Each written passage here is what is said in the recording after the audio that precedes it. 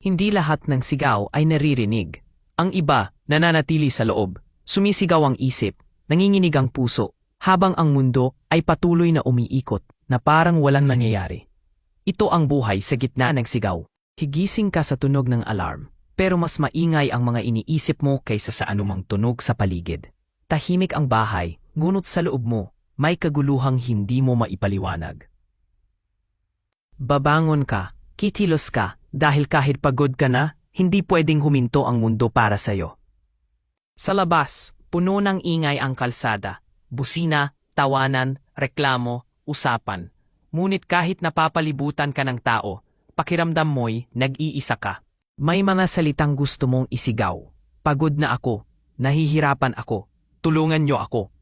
Pero natutunan mong ngumiti, kumango, at magpatuloy. Dahil hindi lahat ng sigaw ay may makikinig. Sinasabi nilang maging matatag ka. Sinasabi nilang kayanin mo. Sinasabi nilang normal lang ang mapagod. Pero walang nagsabi kung paano huminga kapag parang pinipigana ng bigat ang dibdib mo. Ang mga inaasahan ay nagiging ingay na araw-araw mong binubuhay. Sa pag-uwi, doon lang bumabagsak ang lahat.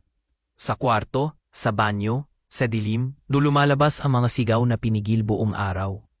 May mga luha na walang tunog, may mga tanong na walang sagot, at may katahimikang mas masakit pa sa anumang ingay. Kinabukasan, ugulit muli, gigising ka ulit, kikilos ulit.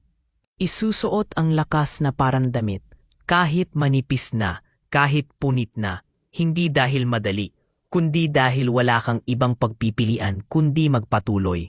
Ito ang tapang na hindi palaging napapansin. At minsan, sa gitna ng lahat ng sigaw, may sandaling tatahimik ang mundo. Isang malalim na hinga, isang pahinga, isang munting liwanag. Hindi nito binubura ang sakit, pero sapat para ipaalala sa iyo na buhay ka pa. At hanggat buhay ka, may pagkakataon pang marinig, kahit ang sarili mo man lang. Ang buhay sa gitna ng sigaw ay hindi madali. Ngunit ang patuloy na paghinga sa kabila nito ay isang uri ng lakas na hindi kayang sukatin ng mundo. Kung ikaw man ay nabubuhay sa gitna ng sigaw, hindi ka nag-iisa. At balang araw, darating ang katahimikan na nararapat sa iyo.